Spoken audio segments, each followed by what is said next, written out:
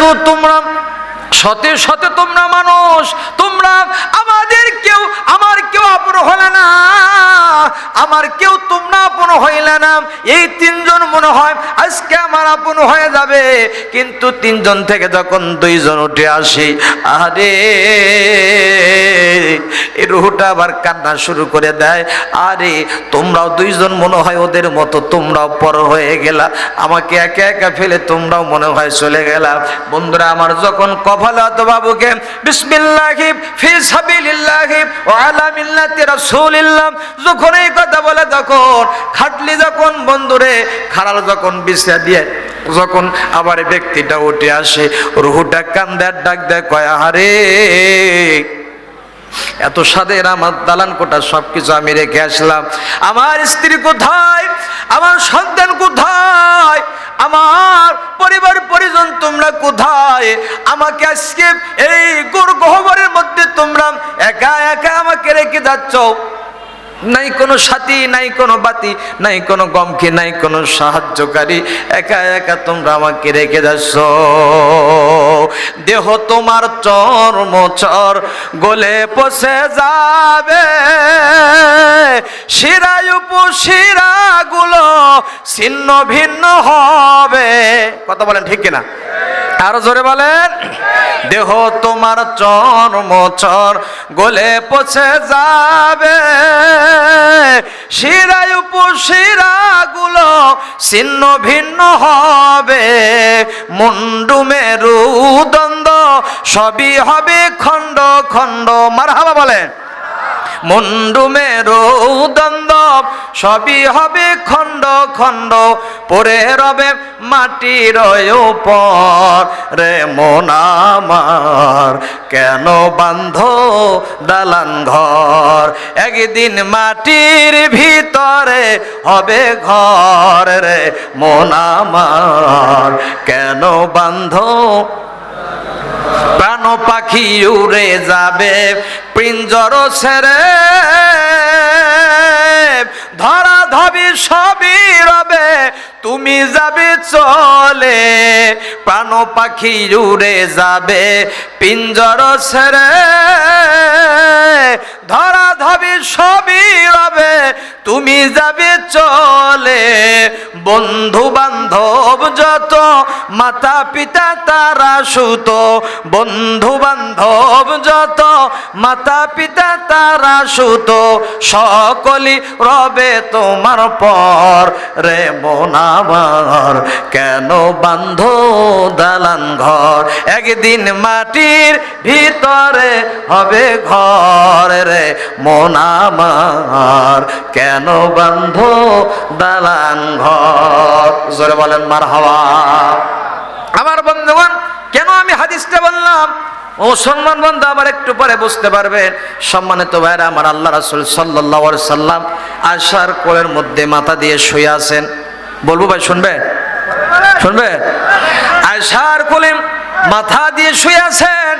আয়েশা নবীজির দাড়ি মুবারক বিলিয়ে দিচ্ছেন, বিলাইতে বিলাইতে দেখতে পাচ্ছেন নবীজির দাড়ির মধ্যে পাকা পাকা দাড়ি কিছু দেখা যাচ্ছে। আর এই মুহূর্তে হঠাৎ করে নবীজির যেন হুঁশ হারিয়ে ফেললেন। ডাক দিয়ে বলে, ও আয়েশা রে, মনে হয় আমি নবী আর মনে হয় আমি বাঁচবো না। এই কথা বলে নবী আমার হুঁশ হারিয়ে ফেললেন। ও মুসলমান বন্ধু আমার, আয়েশা কান্দে, নবীজির দুই চোখ দিয়ে দাড়ি মোবারক ভিজে ভিজে বন্ধুরা আমার বক্ষ মোবারক পর্যন্ত ভিজিয়ে যাচ্ছে। আল্লাহর বান্দারা, কার প্রেম নিয়ে আছেন রে ভাই, কার ভালোবাসা নিয়ে আছেন, একটু দিলের কান দিয়ে শোনেন ভাই আমার। না জানি এই মাহফিল আপনার আমার জন্য আজকে হেদায়েতের জরিয়া হয়ে যেতে পারে, এই মাহফিল আপনার আমার জন্য জীবনের শেষ মাহফিল হতে পারে। জোরে বলেন মারহাবা। আমার বন্ধুবান মুসলমান ভাইরা আমার, নবীজির যখন বক্ষ মোবারক ভেজে যাচ্ছে চোখের পানি দিয়ে, আয়েশা ডাক দিয়ে বলতে, নবীজি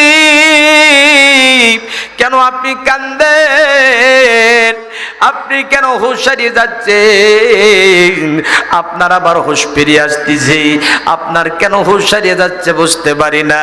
নবী আমার ডাক দিয়ে বলে, আয়েশা রে, ডাক্কান ডাক্কান, আমাকে প্রস্থান হতে হবে, প্রস্থান হতে হবে। আল্লাহ বলেন, যারা খোদা রাস্তায় যারা জীবন দেয়, যারা কোরআনের পথে যারা জীবন দেয়, তোমরা তাদেরকে কখনো মৃত বলো না।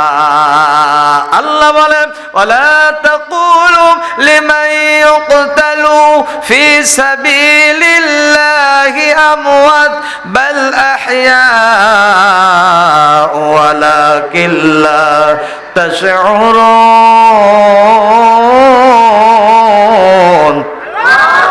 আর জোরে বলেন আল্লাহু আকবার। আল্লাহ বলছেন ওয়ালা নাবলুওয়ান্নাকুম বিশাইইম মিনাল খাউফি ওয়াল জু'i ওয়া নাকসিম মিনাল আমওয়ালি ওয়াল আনফুসি ওয়াস সামারাত ওয়া বাশশিরিস সাবিরিন। যারা ঈমানদার হবে, আল্লাহওয়ালা হবে, আল্লাহ পাক তাদেরকে পরীক্ষা করবে। এই পরীক্ষায় যারা উত্তীর্ণ হবে, আল্লাহ বললেন আমি তাদের সঙ্গে আছি। নারে তাকবীর। মুসলমান বন্ধু আমার, আল্লাহর বান্দারা একটু সময় দেন ভাই, এই 10-15 মিনিটের মধ্যে ইনশাআল্লাহ। ও মুসলমান বন্ধু আমার, আল্লাহর বান্দারা নবীজির হুঁশিয়ারি এবারে গেলেন। নবীজি আমার ডাক দে বলে ও আমার আয়েশা, তুমি শুনে রাখো, আমার মেয়ে ফাতেমাকে তুমি তাড়াতাড়ি ডাকে দাও। এবার ফাতেমার কাছে সংবাদ চলে গেল। সংবাদ চলে যাওয়ার পর নবীজির মেয়ে ফাতেমা কান্না করতে করতে আসতেছে আব্বা আব্বা বলে।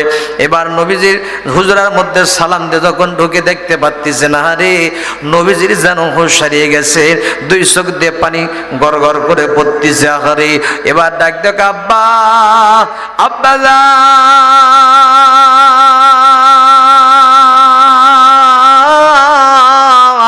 আব্বা গো, আপনি কেন এত কান্না করতেছেন? আপনি কেন কান্না করতেছেন আব্বা? আপনার হুঁশ হারিয়ে গিয়েছে আব্বা গো। আপনার শরীরের মধ্যে তীব্র জ্বর, বুকের মধ্যে আপনার ব্যথা। আব্বা জান, আপনি কেন উঠতে পারেন না? বুঝতে পারি না। এবার মা ফাতেমা আব্বা আব্বা বলে কান্না শুরু করে দিল। নবীজির হঠাৎ করে হুঁশ ফিরিয়ে আসলো। হুঁশ ফিরিয়ে আসার সঙ্গে সঙ্গে মা ফাতেমাকে ডাক দিয়ে বলল, মা গো, তোমার কানটা আমার মুখের কাছে দাও। নবীজির বন্ধুরা আমার ফাতেমার কানটা যখন নবীজির মুখ মোবারকের কাছে নিয়ে আসলেন, আসার সঙ্গে সঙ্গে নবীজি আমার ফাতেমার কানে কানে কি যেন বললেন। বলার সঙ্গে সঙ্গে অমনি ফাতেমার কান্না বন্ধ হয়ে গেল।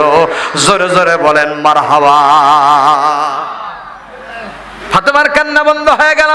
এটাই বললেন, মা তুমি কান্দো না, ও মা তুমি কান্দো না। আমি মারা যাওয়ার পর 6 মাস পরে কবরের মধ্যে তোমার সাথে আমার প্রথম দিদার হয়ে যাবে। জোরে জোরে বলেন মারহাবা। চিন্তা করে দেখো না কবরে কি যাইবা না, চিন্তা করে দেখো না কবরে কি যাইবা না। ওই কবরে আল্লাহ ছাড়া বন্ধু কেহ মিলবে না। চিন্তা করে দেখো না কবরে কি যাইবা না। দিলে ভরা অহংকার চেনো নাজ খোদার ঘর, দিলে ভরা অহংকার চেনো নাজ খোদার ঘর।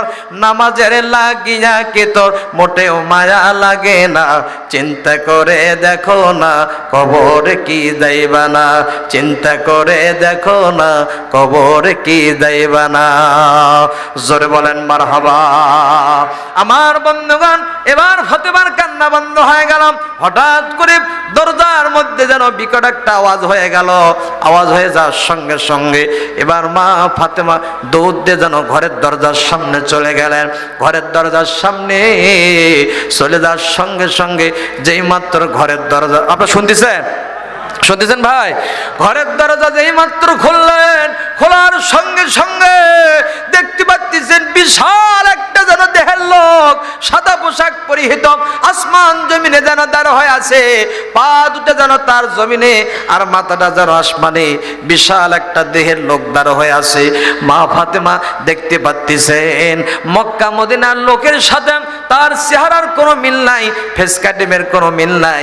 চিৎকার মেরে ঘরের দরজা বন্ধ করে নবীজির কাছে এসে ডাক দেয়া বলে, আব্বা আব্বা গো, যেই মাত্র ঘরের দরজা খুললাম আব্বা, খোলার সঙ্গে সঙ্গে দেখতে পারলাম আব্বা জান বিশাল একটা সাদা পোশাক পরিহিত একটা লোক যেন দাঁড় হয়ে আছে। আব্বা জান, তা আমি মক্কা মদিনার লোকের সাথে তার কোনো চেহারার মিল নাই, ফেস কাটিমের কোনো মিল নাই। আব্বা গো, বিশাল দেহের অধিকারী আব্বা, ভয়ে আমি ঘরের দরজা বন্ধ করে তোমার কাছে চলে এসেছি। এই যেই মাত্র বলছে, বলার সঙ্গে সঙ্গে ডাক দেয়া কয়, মা গো, ও মা, আর কান্না করে কোনো লাভ হবে না। এটা হচ্ছে ইজা হাজাল মালাকাল মউত, মরণেরই কথা কেন মানুষ, মরণেরই কথা কেন মানুষ স্মরণ কইর না, এই দুনিয়ার মায়ায় পড়ে আল্লাহরে ভুলে দেও না। মরণেরই কথা কেন মানুষ, বলেন বলেন, মরণেরই কথা কেন মানুষ স্মরণ কইর, এই দুনিয়ার মায়ায় পড়ে আল্লাহরে ভুলে যেও না।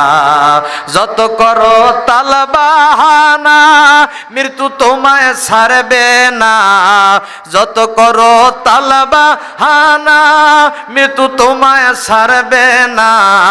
সময় থাকতে ও মানে মাওলারে ভুলে যেও না।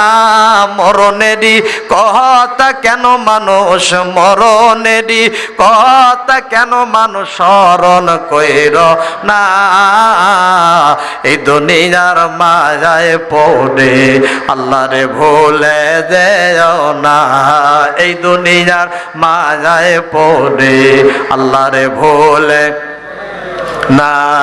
এক সেকেন্ডের নাই ভরসা, তোমার মনে কত আশা, এক সেকেন্ডের নাই ভরসা, তোমার মনে কত আশা। সব সাদিয়া খালি হাতে হইবে রওনা। মরণেরই কথা কেন মানুষ, মরণেরই কথা কেন মানুষ স্মরণ কইর না, এই দুনিয়া